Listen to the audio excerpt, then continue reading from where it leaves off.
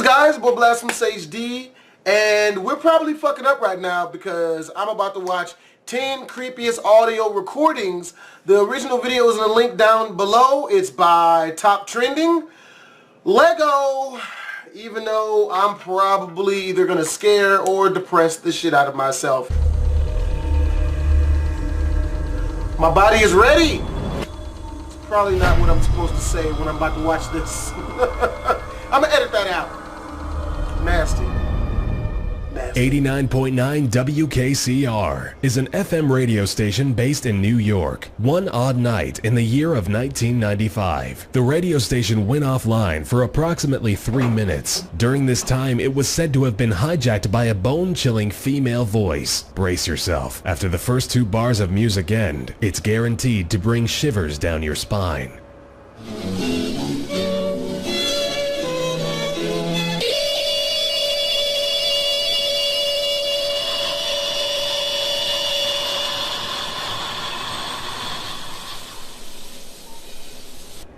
Following the initial override and heaving breathing, the mysterious voice begins to read out the name and time of death of various people who lived in New York. The chant-like rhythm combined with the faint ring of chimes makes this second segment emulate a situation that is nothing less than demonic.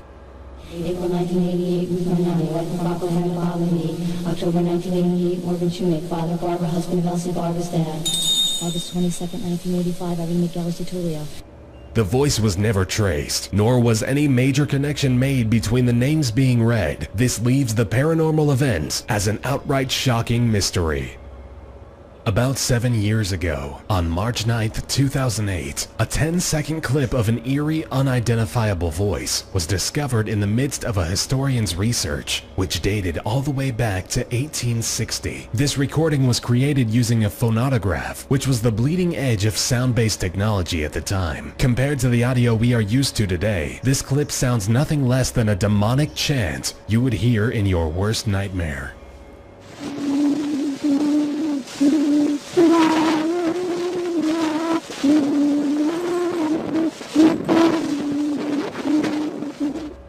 In the midst of the faint and fuzzy audio, the unknown voice is barely singing the lyrics of a famous folk song, Au clair de la lune. The mystery and the historical age of this clip make it downright frightening. The original Night Stalker is a name that was given to a brutally evil man who ferociously raped 50 women and killed 10 victims over a 10-year time span. Before each of these gruesome acts, the Night Stalker would often leave muffled, horrifying messages on a victim's answering machine. Here is one of the recordings that police believe to have linked to the original Night Stalker.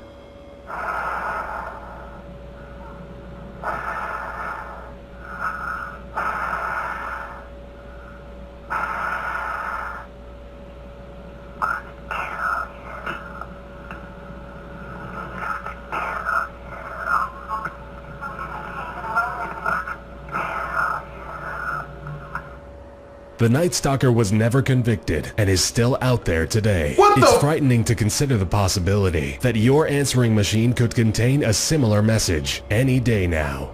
What the fuck? When considering the possibility of aliens and parallel dimensions, it becomes very easy to dismiss it all as mere fiction. The following clip is between a public radio broadcast and an unknown caller based in military facility Area 51 proves to be very different. The psychotic and emotional atmosphere of panic and sincerity of terror in the caller's voice is either incredible acting or the introduction to a harsh reality the human race always wishes to dismiss so quickly: the discovery of aliens.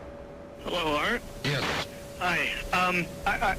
I don't have a whole lot of time. Well, look, let's begin by finding out whether you're using this line properly or not.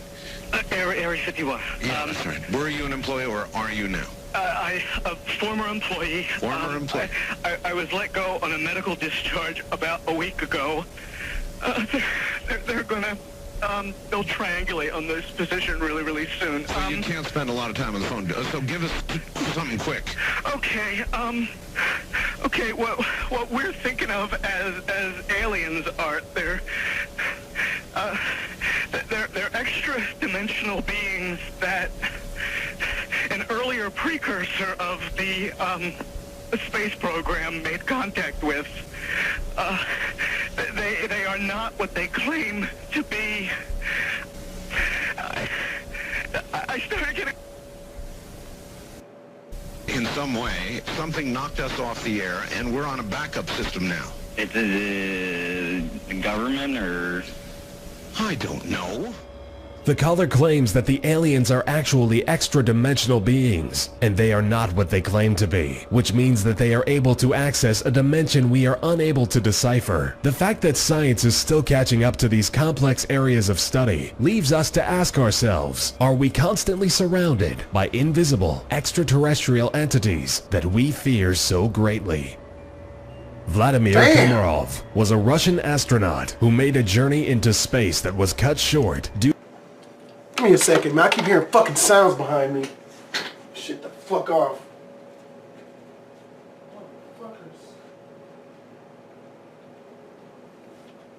I ain't with that fuck shit. Motherfuckers. It's probably this video's got me fucking spooked, man. Ugh. Or my cat was in the closet fucking with shit. Due to the botched construction and inspection of the spaceship prior to launch, he spent 17 orbits in a freezing cold, permanently rotating capsule, which lacked power and stabilization. This clip is Komarov's final transmission to one of the leaders of the expedition, named Alexei Kosygin, during his lethal fall toward Earth, cursing at the people who put him inside a flawed spaceship.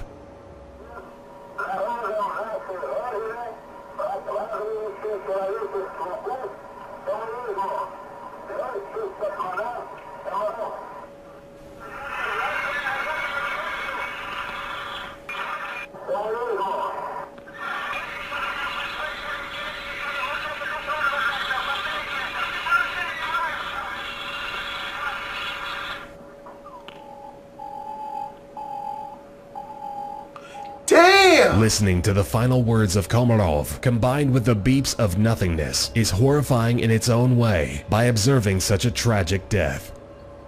The National Oceanic and Atmospheric Administration teams have various posts stationed in the deep sea to assist with research and anticipate natural disasters such as tsunamis. On rare occasions, the recordings found by these posts will pick up mysterious sounds that are archived and labeled unidentified. One of the strangest unidentified sounds contained in these archives has been given the name Julia. Julia?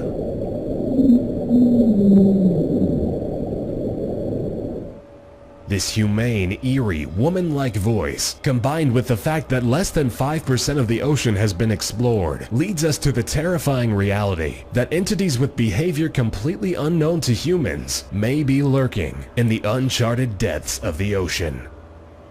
During the Vietnam War, the Vietnamese belief was that the dead must be buried in their homeland, or their soul will wander aimlessly in pain and suffering. Vietnamese feel that if a person is improperly buried, then their soul wanders constantly. The US used this against them by recording ghostly sounds and voices, which they hoped would impersonate dead, wandering Vietnamese soldiers.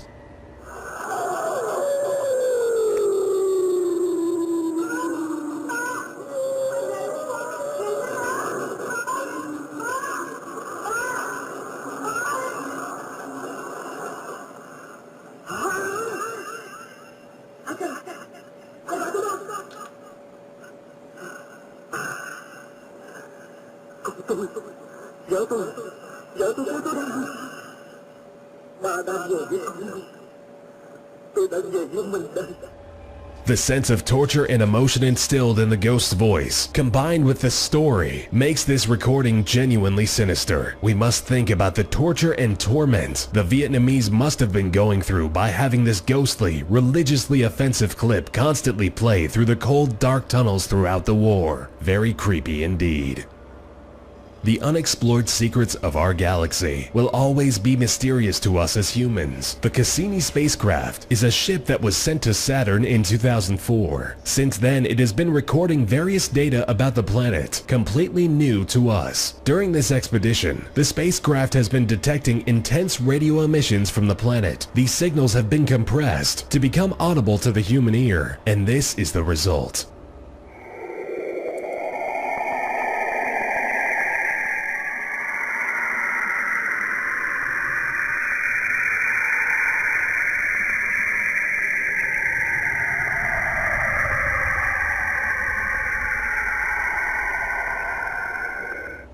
Fuck that! That sounds much like an audio track from a sci-fi horror movie prior to a murder. It's shocking to think about how little we know about space and what's actually going on out there.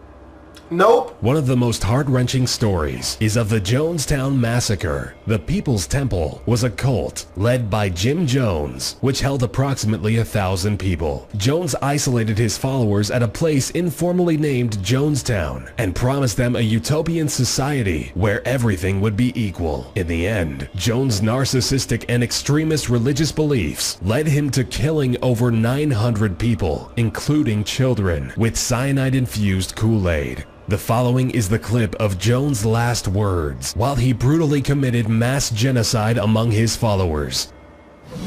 Death is, I tell you, I don't care how many screams you hear, I don't care how many anguished cries, death is a million times preferable to 10 more days of this life. If you knew what was ahead of you, you'd be glad to be stepping over tonight. Jim chose to kill all the children first. The cries from the children slowly dying from the inside out is frightening and sickening enough, but it gets worse following Jim's last words. We commit suicide. We commit an act of revolutionary suicide, protesting the conditions of an inhumane world.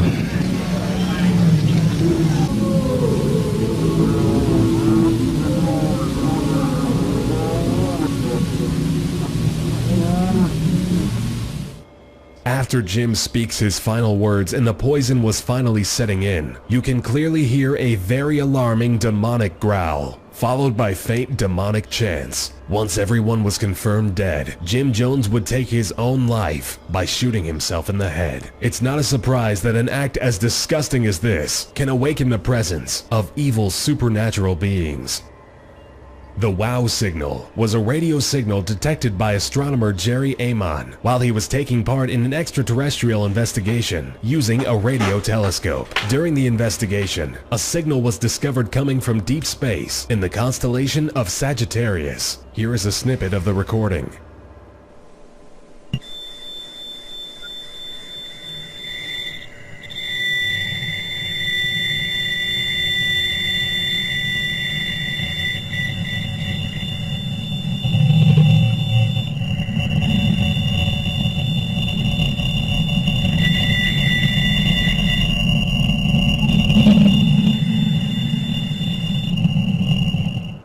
So far, no astronomer has ever been able to pick up a signal remotely close to this one. The scariest part is the fact that the signal was transmitted from one of the emptiest places imaginable in space. So if a signal is emitted from a location that contains no actual structures, it would be from some floating object, leading people to believe it could have been some sort of spaceship. This recording proves to be the best evidence yet for extraterrestrial existence. Nope. Nope. Time to play some PS4. That was creepy as fuck. Well, I hope you guys enjoyed this video. If you guys want to go check out Top Trending's channel, click the link in the description. It'll take you to the original video. As always, the boy Blasphemous HD.